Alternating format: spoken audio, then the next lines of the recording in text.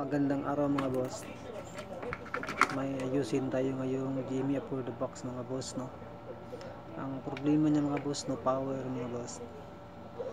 So ngayon mga boss, buksan ko sa loob mga boss, no. Tingnan ko kung ano yung sira. So ito yung nakita ko mga boss, no, yung may kapasitor na ano mga boss. Ano na siya, parang bloated na siya mga boss. Ito mga boss, oh. Yun. So yan, ang kapasitor na yun mga boss. So palitan ko yan mga boss. Baka yan lang ang problema kaya ayaw magka-power mga boss. So sa mga nag-subscribe sa akin mga boss, maraming salamat sa inyo mga boss. At saka sa hindi pa nakapag-subscribe, paki-subscribe din po sa aking YouTube channel. So maraming salamat po sa nag-like.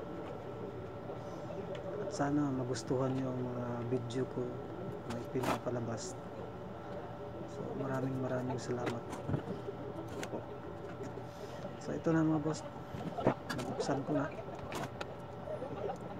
So ayan, tinatanggal ko na yung ano niya mga boss, kapasitor.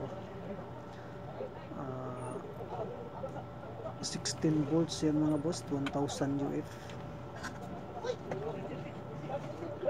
Yan.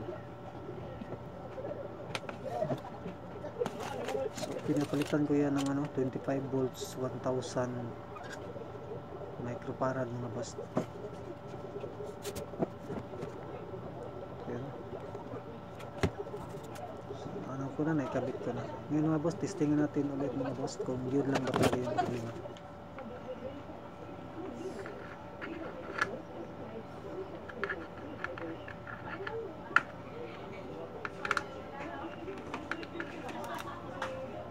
Yun, umandar mga boss.